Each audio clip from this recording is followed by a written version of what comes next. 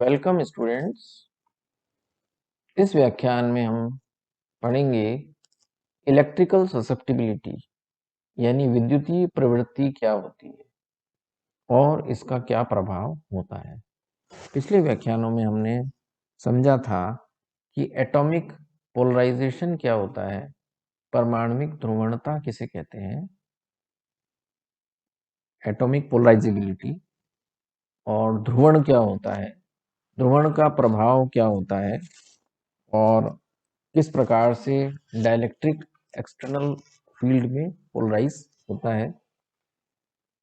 इस व्याख्यान में हम उससे आगे एक बहुत ही महत्वपूर्ण क्वांटिटी है, वो है फिजिकल क्वांटिटी, वो है विद्युतीय प्रवृत्ति यानी इलेक्ट्रिकल ससेप्टिबिलिटी।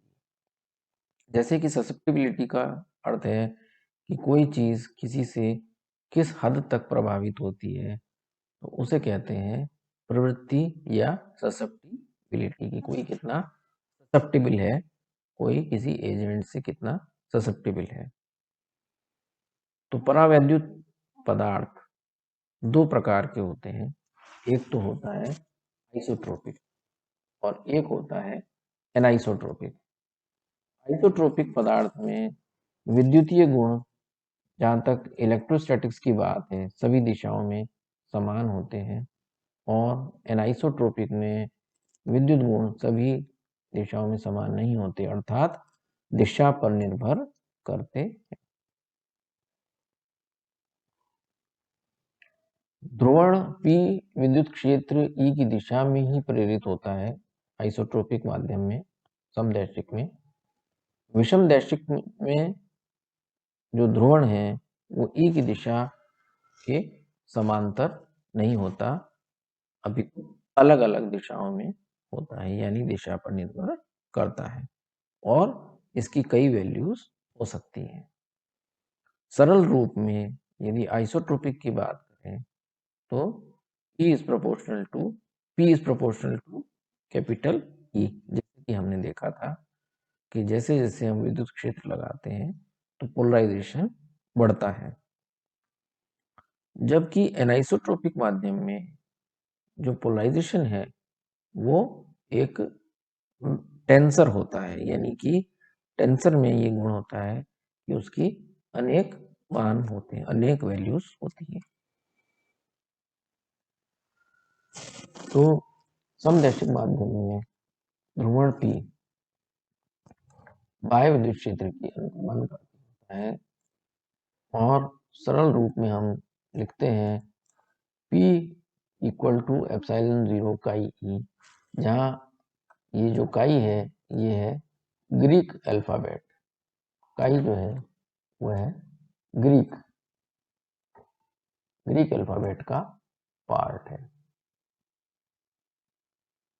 यहाँ पर इसको डिनोट किया है ससेप्टिबिलिटी काई से। तो इलेक्ट्रिकल ससेप्टिबिलिटी के लिए सामान्यतया हम ई लगा देते हैं और इसी प्रकार से मैग्नेटिक ससेप्टिबिलिटी होती है तो छोटा सा एम लगा देते हैं सबस्क्रिप्ट। तो यहाँ हम देखते हैं कि विद्युतीय प्रवृत्ति जो है वो समदैशिक परावैद्युत में एक विमाहीन अदिश नियतांक होता है, डायमेंशनलेस स्केलर कांस्टेंट, परंतु विषम दैशिक परावैद्युत में ये एक टेंसर होता है। तो यदि कोई परावैद्युत आइसोट्रोपिक है यानी सब जगह विद्युतीय गुण समान है तो ये केवल एक कांस्टेंट नंबर होता है और एनाइसोट्रोपिक में इसकी अनेक वैल्यूज होती हैं, वो डायरेक्शन पर डिपेंड करती है। विद्युत विस्थापन किसे कहते हैं? पिछली बार हमने ये शब्द काम में लिया था जब हमने electric field in free due to free charges या फ्री चार्ज डेंसिटी के बारे में जिक्र किया था।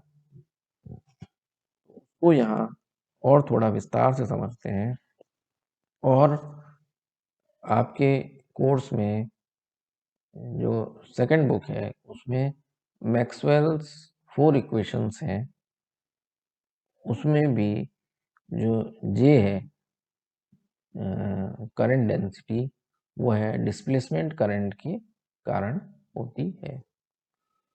तो उसके बारे में विस्तार से आगे किसी व्याख्यान में जानेंगे, मैक्सवेल समीकरणों के बारे में, और आप पुस्तक में पढ़ें भी। यहाँ पर इसको समझने का प्रयास करते हैं कि विद्युत विस्थापन जो है इलेक्ट्रिक डिस्प्लेसमेंट करंट या इलेक्ट्रिक डिस्प्लेसमेंट वेक्टर, करंट नहीं वेक्टर, वो बाह्य विद्युत क्षेत्र ई नॉट संधारित्र पर लगाने पर इसमें ध्रुवण क्षेत्र ईपी बाह्य क्षेत्र की विपरीत दिशा में परावैद्युत में प्रेरित हो जाता है, इंड्यूस हो जाता है। ये हम पिछले व्याख्यान में समझ चुके हैं। अब ये जो प्रेरित पृष्ठ आवेश है, घनत्व है, यानी कि कूलॉम पर मीटर स्क्वायर में, इसकी प्रवृत्ति बाह्य क्षेत्र की तीव्रता को कम करने की होती है। जो प्रभावी क्षेत्र होता है परावैद्युत में, परिणामी क्षेत्र होता है, वो इन दोनों का रिजल्टेंट होता है, क्योंकि दिशा इनकी पैरेलल ना होकर एंटी पैरेलल है। यहाँ पर वैल्यूज रखें हम तो सीधे सीधे हमें प्राप्त होता है E is equals to E naught plus E P. इनकी वैल्यूज रखें, ई नॉट होती है sigma free by epsilon naught, और ई पी पोलराइजेशन फील्ड होती है minus sigma P by epsilon naught. तो ये यहाँ पर गौर करने वाली बात है, ध्यान देने वाली बात है कि sigma free displacement electric displacement कहलाता है बाय एप्सिलॉन नॉट, और यहाँ पर ये होता है P बाय एप्सिलॉन नॉट। तो यदि इसको हम सिंप्लीफाई करें तो जो E है वो हो गया 1 over epsilon naught sigma free minus P, क्योंकि ये हम ये देख चुके हैं sigma P is equal to capital P ध्रुवण।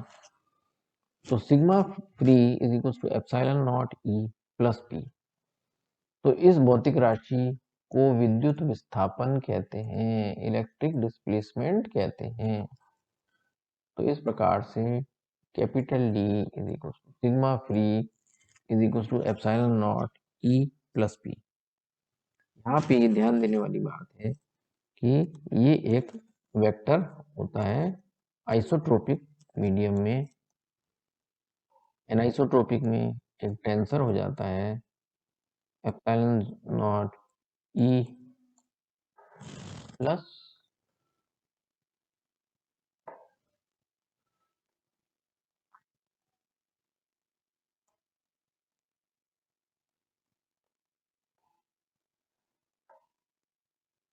Plus P.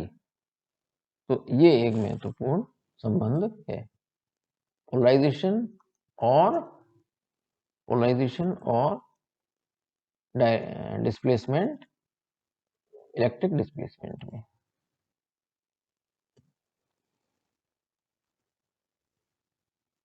प्रश्न है परावैद्युत के परावैद्युतांक एवं विद्युतीय प्रवृत्ति काई में संबंध निकालिए। हमें ये तो संबंध निकालना है, इससे अलग एक महत्वपूर्ण संबंध ये है, क्योंकि यहाँ हमने इसको एज इट इज ले लिया, लेकिन इसका क्या आधार है और ये कैसे आता है, इसको भी हम जानने का प्रयास करेंगे।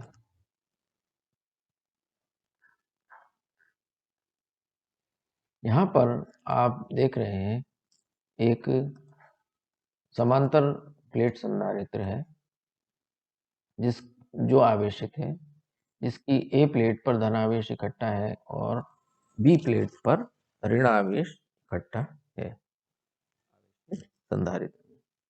इसके अंदर एक परावैद्युत पट्टी रखी हुई है और ध्रुवण और पोलराइजेशन के कारण जो पॉजिटिव प्लेट है उसकी ओर परावैद्युत पर सतह पर ऋण आवेश इकट्ठा है और जो नेगेटिव प्लेट है कैपेसिटर की उसकी ओर के परावैद्युत के भाग में धन आवेश इकट्ठा है, यानी पॉजिटिव चार्ज इकट्ठा। तो जाहिर है बाह्य क्षेत्र की विपरीत दिशा में एंटी पैरेलल जो पोलराइजेशन फील्ड है वो बन जाती है। ध्रुवण के कारण इसके अंदर परावैद्युत पट्टिका परिचिति के अनुसार विपरीत दिशा में एक क्षेत्र पैदा हो जाता है। तो ई नॉट बाह्य क्षेत्र है और ईपी ध्रुवण क्षेत्र है। ये हम पूर्व में समझ चुके हैं। E naught is equal to D by epsilon naught और E P is equal to minus P by epsilon. इनकी वैल्यूज रखें तो हमें प्राप्त होता है D E is equal to E naught plus E P is equal to sigma free by epsilon naught minus sigma P by epsilon naught. अब यहाँ पे क्योंकि sigma free is equal to D कहा और सिग्मा पी जो है polarisation है, तो इनकी वैल्यूज रखने पर हमें प्राप्त होता है ये रिलेशन जो हम पूर्व में ऊपर पढ़ चुके हैं। अब हमने जो कूलम्ब्स लॉ है उसके फर्स्ट प्रिंसिपल्स लगाते हैं। कूलम्ब्स लॉ के कारण समदैशिक आइसोट्रोपिक माध्यम में डी ई और पी की दिशा समांतर, यानी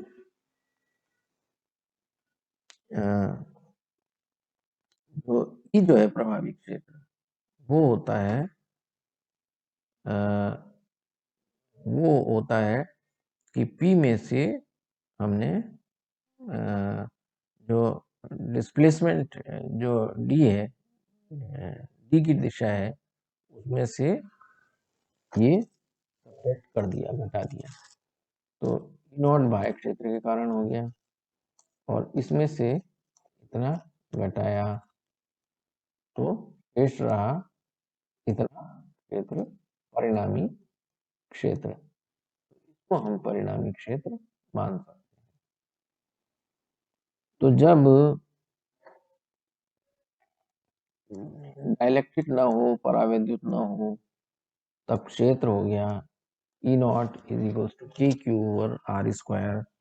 आवेश सेम मानते हैं और परिणामी क्षेत्र हो गया 1/4 pi epsilon q over r. यहाँ पर जो एप्सिलॉन है इफेक्टिव परमिटिविटी है, E is equal to epsilon 0 epsilon r. दोनों समीकरणों को भाग दें तो जो कॉमन चीज़ है वो कट जाती है, क्यू कट गया, आर स्क्वायर कट गया और हमें प्राप्त होता है E naught by E equal to epsilon by epsilon naught, यानी epsilon naught E naught is equal to epsilon ई।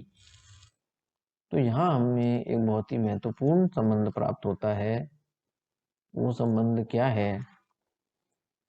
क्योंकि हमने देखा कि E naught is equal to sigma free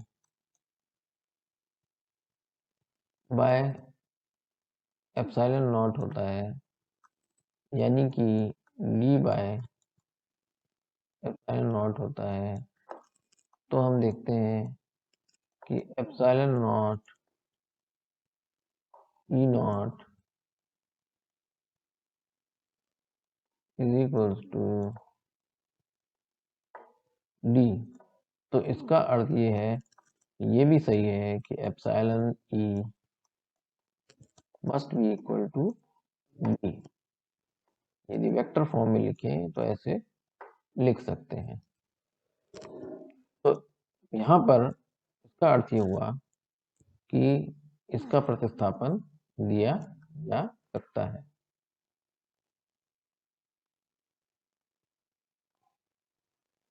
इसका सब्स्टिट्यूशन दिया जा सकता है, जैसा कि इक्वेशन नंबर 8 में हम देख रहे हैं। तो D इज इक्वल्स टू, ये समीकरण हम ऊपर अनेक बार देख चुके हैं और ये आइसोट्रोपिक मीडियम में हो गई ये वेक्टर। तो D की जगह हमने रखा एप्सिलॉन ई। तो सॉल्व करने पर हमें प्राप्त हुआ polarisation is equal to epsilon E minus epsilon naught E. Epsilon को खोलें तो epsilon 0 epsilon r, epsilon r हो जाती है, ये है रिलेटिव परमिटिविटी ऑफ मीडियम, माध्यम की आपेक्षिक विद्युतशीलता, या यूं भी कह सकते हैं कि माध्यम की प्रभावी विद्युतशीलता और निर्वात की विद्युतशीलता के अनुपात को माध्यम की आपेक्षिक यानी रिलेटिव परमिटिविटी कहते हैं। Epsilon r is equals to epsilon by epsilon naught. इस प्रकार से यहाँ वैल्यू रखते ही हमें प्राप्त होता है ये equation epsilon 0 epsilon R E minus epsilon 0 ई।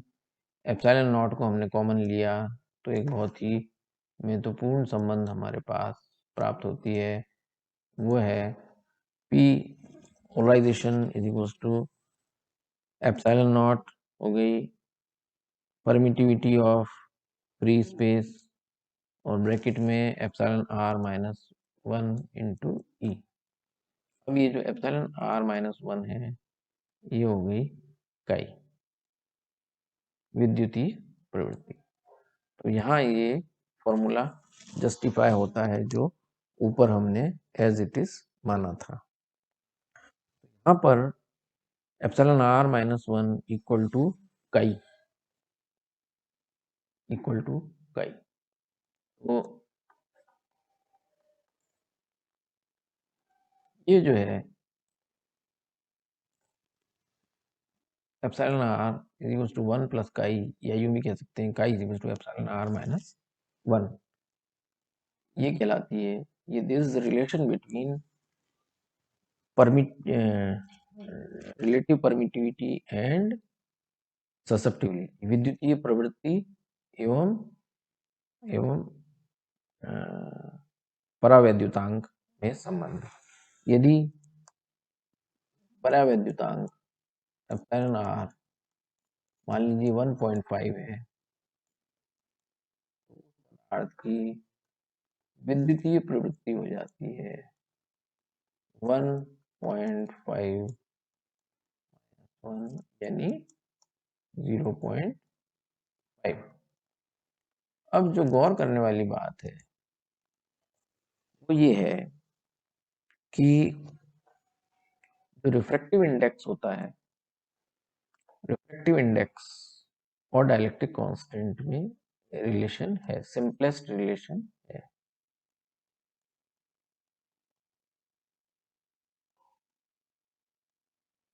यानी कि अगर डाइलेक्ट्रिक कांस्टेंट निकालें तो वो होता है under root of epsilon r. ये एक महत्वपूर्ण संबंध है। तो इस समीकरण को हम इस रूप में भी लिख सकते हैं, n square is equal to 1 plus chi, simplest form में। तो हमें ऊपर दो संबंध महत्वपूर्ण प्राप्त हुए, एक तो polarisation P is equal to epsilon 0 chi ई, और काई होता है एप्सिलॉन आर माइनस 1। तो इस व्याख्यान में इतना ही। आगे हम आपसे और रूबरू होंगे नया व्याख्यान लेकर। धन्यवाद।